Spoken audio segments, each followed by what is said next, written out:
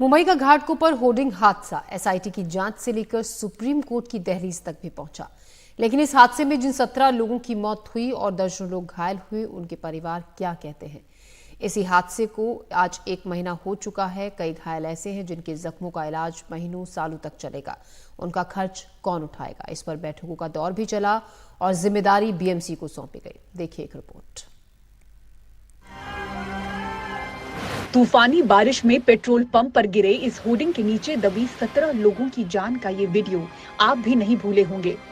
इस दर्दनाक हादसे को 1 महीना बीत चुका है, पर मुंबई के घाटकोपर में आज भी इसके निशान नजर आते हैं। 17 मृतकों के परिवारों में से 16 को 9 लाख रुपए की मदद मिल चुकी है। एक के परिवार के पहुंचने का सरकार को इंतजार है, पर घायलों का परिवार अब भी राहत की गुहार लगा रहा है। अब तय हुआ है कि ऐसे जख्मी जिन्हें लंबे इलाज की जरूरत है, उनका खर्चा सरकार उठाएगी। मदद एवं पुनर्वसन विभाग मंत्री अनिल पाटिल की मौजूदगी में बैठक हुई। सभी पीड़ित परिवारों को भरोसा दिलाया गया। सुना है मगर अब मिलेगा, होएगा तब तो जो सरकार की तरफ से मदद मिलनी चाहिए थी वो तो जो मृतक व्यक्ति है वो लोग को तो मिल गए, मगर जख्मी व्यक्ति है उन लोगों को खाली 16,000 रुपये कुछ दिए। और उनकी इंजरी भी इतनी है कि कम से कम वो 1-2 साल तक वो इंजरी उनकी चलती रहेगी। तो हम लोग ने किरीट सोमैया सर को बोला कि आप आगे बढ़ के मंत्री जैसे कुछ सरकार से सवाल कीजिए।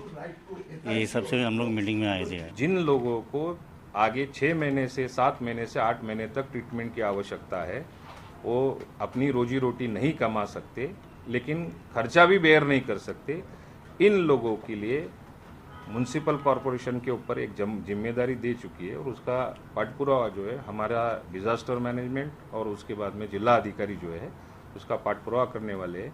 उन लोगों की कैपेसिटी इतनी नहीं है कि 6-7 महीने तक दवा पानी कर सकते हैं। उनको जो भी मेडिकल ट्रीटमेंट की है और औषधि जो लगने वाली है, औषधि लेने के लिए उनके पास उतना पैसा नहीं है। तो वो भी सरकार या तो फिर म्युनिसिपल कॉरपोरेशन वो बेयर करेगी और उनको जितने दिन तक आवश्यकता रहेंगी उतने दिन तक सरकार उसके बाद में उनके पीछे खड़ी रहेंगी। और रही बात होल्डिंग के बारे में, तो उसके बारे में हम लोग एक पॉलिसी बनाने वाले हैं। वो पॉलिसी के तहत मंत्रालय से कोई एक डिपार्टमेंट उसका मॉनिटरिंग करेगा। हादसे को 1 महीने बीतने पर 13 जून की इस बैठक में और कई खामियों को दूर करने पर संकल्प लिया गया। मुझे आज एक बात सुनकर जरा आश्चर्य हुआ है और दुख भी हुआ है कि बीपीसीएल या पेट्रोलियम कंपनी ने पेट्रोल पंप के संबंध में कंपनी और पेट्रोल चलाने वाला कोई एक्सीडेंट इंश्योरेंस की पॉलिसी ही नहीं है। ये बहुत गंभीर बात है। मैं केंद्र सरकार में पेट्रोलियम मिनिस्ट्री से भी बात करूंगा। वैसे कल मैं दिल्ली जा रहा हूं, रेलवे बोर्ड चेयरमैन के साथ मेरी मीटिंग है कि रेलवे की जमीन पर जो होल्डिंग्स है उसके संबंध में भी नीति नियम मॉनिटरिंग पॉलिसी बननी चाहिए और उन्होंने लोकल अथॉरिटी के साथ सहकार्य करना चाहिए। होर्डिंग लगाने वाली कंपनी ईगो मीडिया के मालिक भावेश भिंडे सहित इस मामले में कुल 4 लोगों की गिरफ्तारी अब तक हो चुकी है। इसी बीच 550 से ज्यादा नागरिक समाज संगठनों और नागरिकों ने बीएमसी, जीआरपी, महाराष्ट्र के मुख्यमंत्री और आपदा प्रबंधन प्राधिकरण को पत्र लिखकर मुंबई में सभी अवैध अस्थिर होर्डिंग बिलबोर्ड को तुरंत हटाने की मांग की है और ऐसी दुर्घटना से बचने के जल्द उपाय निकाले जाने की अपील की है।